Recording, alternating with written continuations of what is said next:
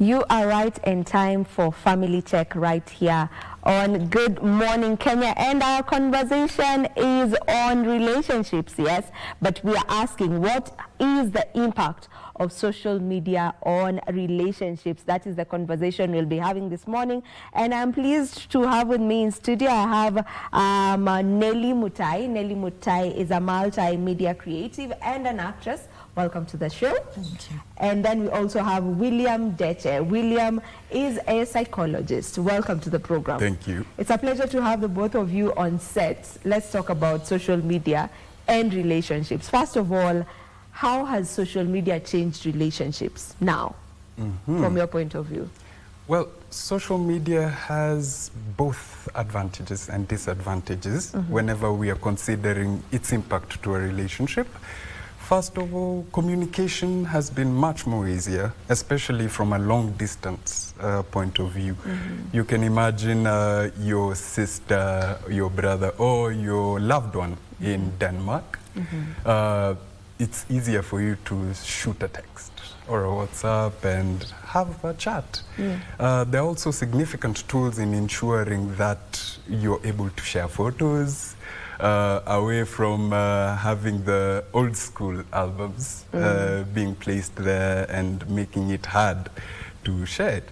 Now, as much as those advantages are there, the disadvantages are equally heavy.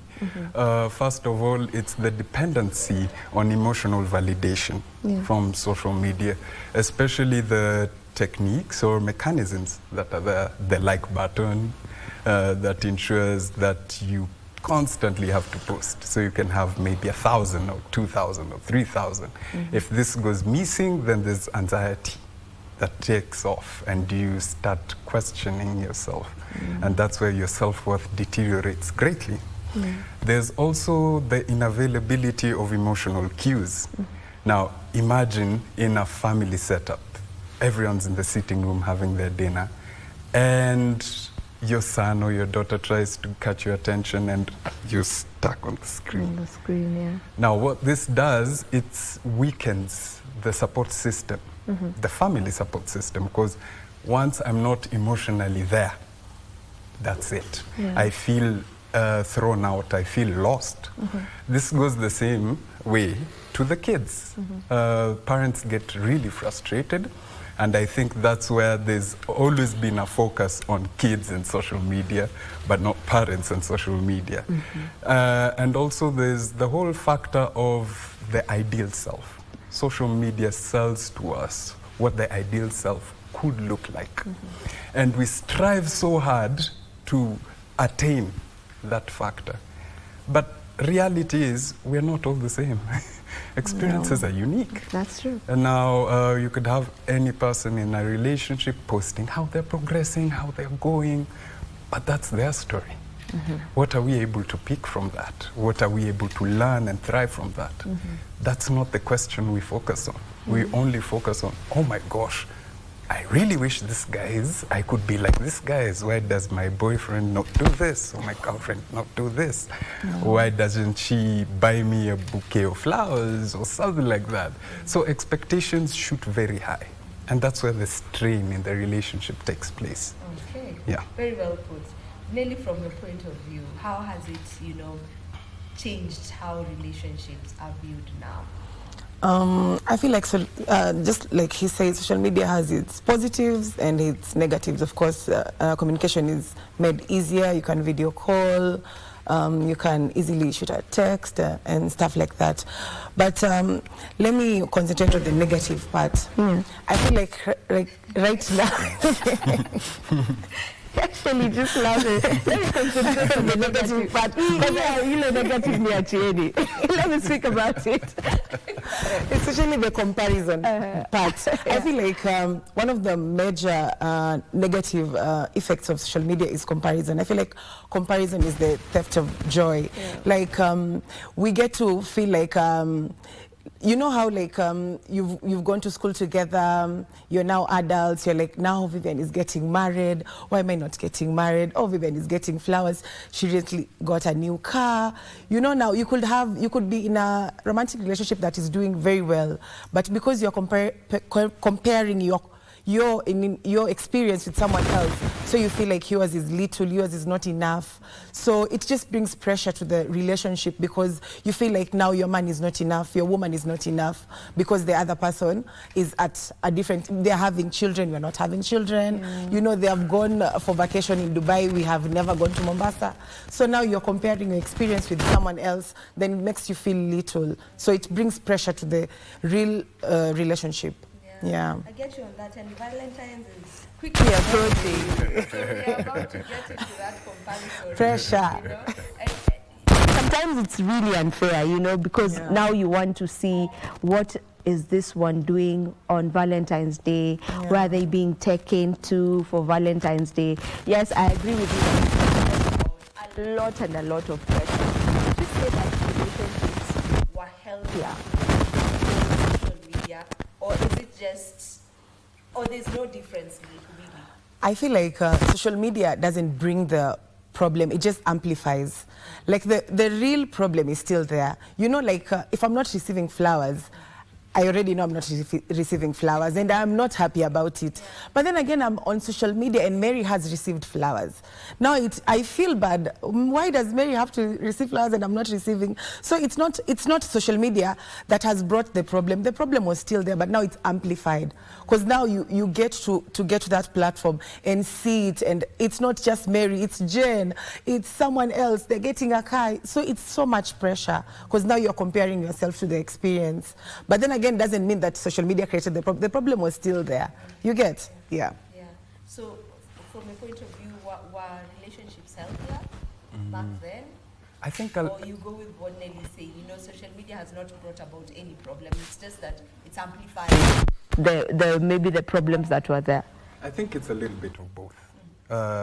There's amplification and there's a cause. Now, when we talk about amplification, we need to consider the fact that there are unaddressed issues within the relationship, first of all. Let's say like emotional unavailability during that time period, and you tend to drift away into the social media space and think, wow, this looks really good, I should have more than this. However, we do not consider the fact that there is that unique that is more, that unique bit that is more, that is there, that is not being addressed. There's also a factor of social media being a cause, a key cause of the problem.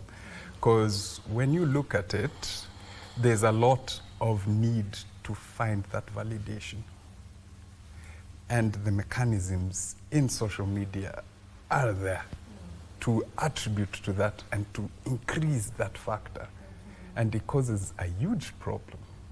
Because now once you're constantly on machine mode, validation, validation, validation, it triggers the whole factor of lasting or addiction towards the fact that you need to be at a certain stage to ensure that a certain audience are watching. Yeah. Would you say it encourages disposable relationships?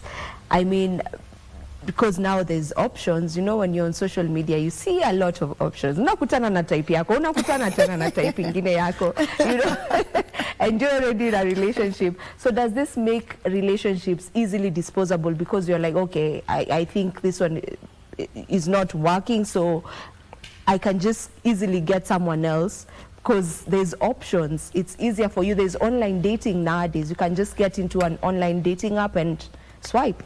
Yeah, I feel like it has made it really easy. You know, back in the day, men used to walk for long. Unapata amepata msichana mzuri, akona on their mtaa ingine huko, they will walk all the way. Like there was so much effort. Yeah. But I feel like right now you don't have to put so much effort to get a girl or to get a guy. Sliding in the DM is like less than a second. Hi, beautiful. Yeah. So it's very easy to get a girl to start a conversation, you know, that can lead to something. It's much more easier than back in the day. Yeah. So is it making it easily disposable? Yes. I feel like nowadays people don't even like value relationships as much as they did back in the day. Like today you can be with Mary, by Friday I'm with the Jane. Yeah. From a man's perspective, you know, what's your take on the same? You know, back then, as Nelly was saying, it was kind of a bit of a hassle for you to get this person. So even you leaving the relationship and letting it go would have been much harder, because now, by the time you now find Jane, you know, it's quite something. You used to actually throw, you know, unatupa mawe ndo ajue uko around, kisha gonga their roof, they know, oh, so and so is around. But nowadays it's just a DM away. I can DM this one and send to many. Well, I feel it's a little bit of both again. Yeah. I feel there's a significant balance there. Well, when our parents struggled constantly in finding that significant mate, it gave them the obligation, the responsibility that I need to stick into this relationship because I've struggled. And also their expectations from parents and the people at home. However, a little bit of positive there, because when you think about it, there's the whole aspect of freedom that is there.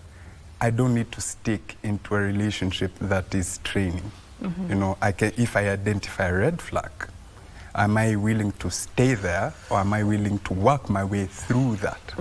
So it gives you that freedom that you don't have to be constrained on an oppressive setup.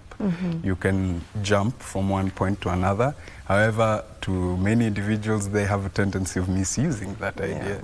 And they will simply have the narrative of what is a red flag, not really understanding the real picture of a red flag. Some would build the narrative of a red flag from just 3 charts, which is amusing. But it's a positive and negative, because once you understand there are certain setups a person has, like wording, you get to understand, single wording. But at the same time, that becomes a problem, because people are unique. You can't categorize everyone into one box. I might be single wording because that's how I communicate. And that's how I flourish through my process. And that's something we can build in a long-term relationship. So it's coming between commitment, you know, and people committing to long-term relationships, kind of. Yeah. Now there's that other side where one, you know, shares their relationship online, you know, whereby now you've decided this is your contact, not contact, my content. So my content is me and my husband, or me and my boyfriend, or me and my husband and children. This is our content. There's that aspect now of relationships and social media. From your point of view, what's your take on that? Personally, I'm not for that kind of arrangement, but I've seen it on social media a lot, and it has its positives and its negatives. To the audience, we get to experience how you guys go about your day. You know, we get to connect with you. So them as content, they get to build a brand and an audience, which can also help them earn money, because nowadays we've seen how brands work. They could get, you know, families to advertise things for them and things like that. But on the negative, which is a bit toxic, the audience gets to feel entitled to you as a family and your content. Let's say you don't post your husband for 2 days. They will be asking, are they still together? We haven't seen the dad. Oh, we haven't seen this. I've even seen cases where, like, you have a favorite child. You post this child more than this child. So I feel like it's a very tricky situation as a family, because Yeah, just brings a lot of conflict that is not even necessary in the first place. But then again, if the risk is worth it, good for them. Yeah, yeah. Yeah. I totally agree with what Nelly is pointing out. There's an erosion of boundaries within the family or relationship setup, because now you have to post. You're telling a story. Yeah. If you're telling a story, you need to be consistent with it. And with that consistency, you find yourself digging a pit deeper into the facts of a reality that is toxic. It's confusing. And it brings the whole idea that you're spreading the same toxicity to the other people. Because once you're constantly having to post about a certain child, once you're constantly having to post about a certain person, you find yourself putting a line or a boundary within your family. And you're putting the audience as those who can dictate the narration of your family's process or progress, or your relationship's progress. So kind of like giving the audience the role of God. Yeah. Yeah, because now when that's your content and you have invited us into your house, now the people watching this content feel entitled. They are. Like we feel like we are part of this family. So every nitty-gritty we need to know about it, which I find really interesting. Okay. I mean, I might just have decided this is what I want to do. I want to just show people how we live on a day-to-day. I want to be showing, you know, to be doing these vlogs. I think there's a thin line between, well, it's healthy and not healthy, but at the same time, if this is what you do and this is what is making you money, you just show us what you want to show us. But it's just like business. Yeah. So it's like a risk you take. Yeah. And those are the kind of consequences that can come. So if you feel like it's important for your family to create content, if you guys are earning from it or something of the sort, then it could be a risk worth taking. But I always feel bad for the children, because I usually feel like they didn't sign up for such. And like as they grow, I feel like it's something that might affect them, maybe in school, maybe, you know, just themselves. I've seen so many children being exposed on social media. Like even right now, if I'm in the streets, I can identify them, because I've seen them, you know, so much. And I usually feel like, for the children, I'm not for it. But for the adults, if they know what they're getting themselves into, then, you know, it's okay. It's a risk they can... Yeah, I feel like that's actually a whole other conversation when it comes to children and social media, because now I meet with this child or you know, somewhere at a mall, and I'm saying hi to this child like I know them, you know, and I can imagine just how that may feel for the child, because they're like, oh, who is this? Because they don't know you, but you know them from social media. Anyway, that's a whole other conversation when it comes to that. But now, you know, I'm still on, you know, couples who are willing to share their journey online. I am sure that you are aware of the talk of social media right now. There's this couple from America who are darling to many. They were popular. Now they've broken up. The lady has, you know, filed for divorce and all of that. And now the conversations around just as you're saying, people feel really entitled. So they start saying, oh, we had seen, you know, we already could tell this or that. I don't know. That part where people really get into your lives like that, you know, and also just tend to assume that marriage doesn't work, because that's the narrative online now. You know, with such popular people breaking up, then it's like, we told you guys, this thing's called relationship, this thing called marriage. Kwa kina ndoa ni kunoma. I know. You know, so there's that part as well. Well, I concur greatly, because as I said, social media has its roles to play in projecting the ideal self. Therefore, it will romanticize facts. So it will feel like you're watching a telenovela. Yeah. 1 minute, oh, Andrew was dating so-and-so. Oh, they've broken up. I knew it, you know. And it really drags us back to the whole fact of boundaries. Allow me to break it down. Boundaries, there are 3 types of boundaries. The rigid, which is the insecure based.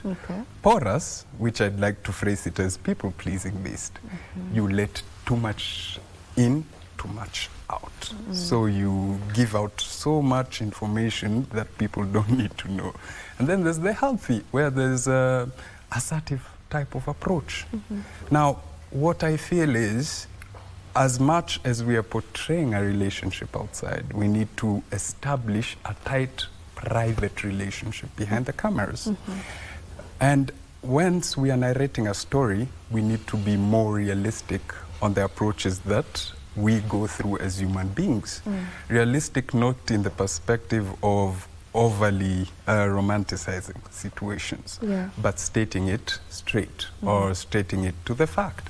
Now, I'm not a film buff in any way, but I do believe there was often a romanticizing of African perspectives of poverty by the European colonial setup that was there, and it's carried itself to the present to a greater degree, because now we get to see the whole cinematic projection of what life is, what my house looks like, and so on and so forth, that we forget that we are selling an idea to the people. Now, what we can do is, there was also the making of pre-colonial films on where individuals would put out how people would cook, people would do such and such, and the actual struggles of war and poverty. This is something we can project into our day-to-day relationships. And social media, putting it out there. By there, today, it's been difficult, this and this, but you know what? One day at a time. Let's keep going. Let's try our best.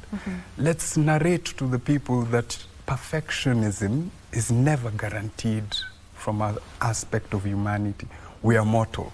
We can never be guaranteed to be perfect. So why are we selling such an idea to the people? And that is what social media sells, perfection. Because I won't show you when I'm struggling. When you go to my social media, trust that you're just seeing this perfect person all through.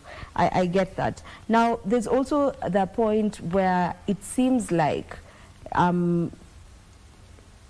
we're selling more of separations online than relationships that are working.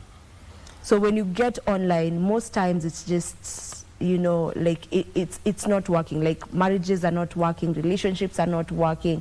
Is it that the good ones, you know, the people who are in these good relationships are not open to showing them? Where is the problem really? I feel like negative sells. I feel like when people are breaking up, you know, when people are fighting, such a post will get more views than if it's just you and your husband, you know, on a vacation somewhere.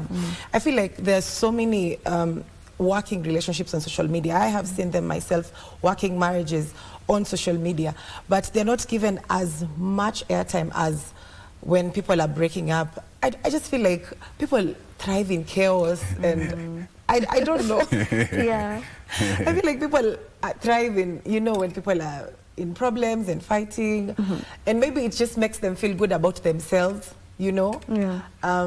Because I feel like negative usually sells more than, we've even seen when celebrities do this kiki, they will do something that is obviously negative in most times, and it will get the attention of people than when they, you know, say they've bought a car. You get, so I feel like it's just like human nature. When there is chaos, you know, it catches our attention, and that's why you get to see like more of the bad part of relationships. I feel like there are many working relationships on social media and even offline, relationships that are working and thriving, people that have been together for many years. You know, there's another time someone took a video at the AGs, and she was like, every day people are talking about how marriage, everyone is getting married here, and it's a lot of people.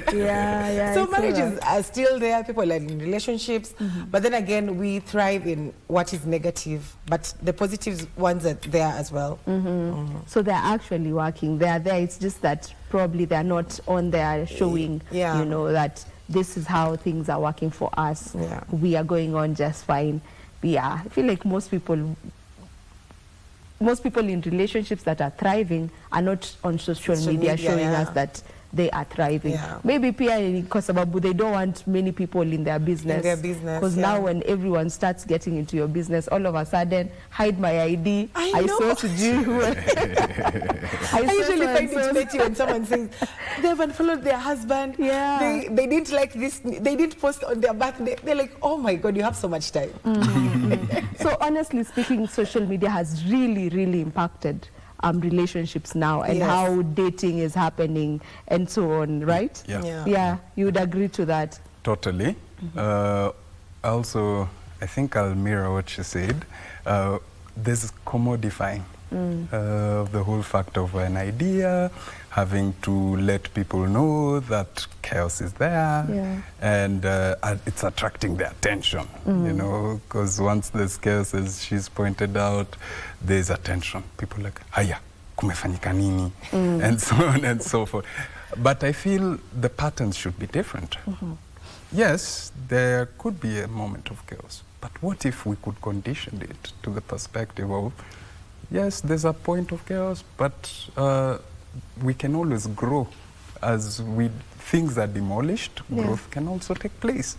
We can narrate a story that as much as we feel that chaos is at the moment, and we relate better to it, we can also talk about healing after chaos and how the progress can be.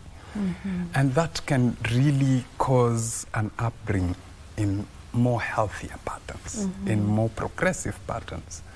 Unlike just fixating on the chaos and then going around it and around it and around it, and we are conditioned to focus on that. We learn, we are species who imitate certain factors, and we tend to lie in that imitation for so long.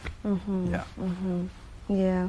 Now, you know, as we almost come to a conclusion of our conversation, how can we ensure that we are using social media to strengthen our relationships rather than destroying them? I feel like we should not use social media for validation, especially in relationships. I feel like you can't be on social media and it doesn't go to the toxic part, you know. I feel like also as a couple, you shouldn't share everything. There should be boundaries to, you know, the kind of things you guys post. You don't have to open up your relationship to the world in that essence. Like, you know how when couples are having conflict and then they're on social media discussing it, I feel like they open up, you know, something really big, everyone's opinion, and it just amplifies the whole thing. Something that they could have solved offline very easily now becomes something really big. So I feel like you should have boundaries on what you can post on social media, the kind of things you can do, the kind of things you guys can share. You know, each couple will have their own way of doing it, but they should have that conversation. I feel as a couple we should have that conversation, so that we don't have like conflict because, oh, you didn't post me on my birthday, oh, you didn't post me, I don't know what, you know. I feel like couples should have conversations and boundaries on what they can share about their relationship. Actually, you've talked about that, and something just came to mind. I've remembered, I think there's a people's court on TikTok. There is a Kenyan people's court whereby you get on TikTok lives to talk about your issues. It's like a court. So there's someone who's a moderator, and now you come in. I was astonished actually, because I'm like, what do you mean? You are a whole couple, like you are a couple and you're having issues, and now you've come online and you have a moderator, and it's live for everyone in the entire world to just come in and listen to your problems, and you mnatusiana, and I was just like, wow, it's a lot. So well, yeah, as you're saying, we just look at ways in which we can make it you know, much better, have decorum in some of these things. I don't think it's really healthy for you to have your linen, you know, out in the public. And that time you also have children, and there are things you're saying about your partner that are really, really sensitive. And these are things that your children will come to see, because, you know, online is online. It never forgets. Whatever is there and was saved will be there for the longest. Yeah, so your point on how we can strengthen, you know, instead of destroying. I think first of all is addressing issues that haven't been addressed within the relationship first. And the simplest first step, start with therapy. Go to a counselor or psychologist, go talk about it. The difference between a therapy room and people's court is you go into a therapy room, you talk about your issues, a counselor will mediate it and carry you through the process. And it's not a one-day thing. It takes time. We are everywhere. As psychologists, we are willing to help in regards to progressing you to go through each step at a time. But many people tend to be swerved into the dark hole of the social media, and where you go on and talk about, so-and-so, he did this, imagine, he wet his bed, and he's gone, and he's telling me I'm not worth it. Okay, you've talked about it, but where's the resolve at the end of the day? Was it worth it? Then what? Yeah, because now, 1 million people now know that so-and-so wets his bed. Something that should be a relationship secret. Or so-and-so has nightmares at night. She mentioned about children in their relationship. Imagine going to school and like, so you still have nightmares? And I was like, wow. Yeah, so first with addressing issues. Second, acknowledge that imperfection is an inevitable factor. You're going to mess up, whether you like it or not. You're human. Let's not focus too much on fear of messing up. If we embrace that, if we embrace our mortality as human beings, we can progress quite better and much greater in raising children who are able to express themselves without the utilization of social media and a wider audience. Yeah. All right, and that is where we are going to end this conversation. Thank you so much for joining us on this. I believe it was an impactful one, and you were able to pick a thing or two from it. My name is Vivian Dagwa. See you tomorrow, same time and place, God willing. Goodbye.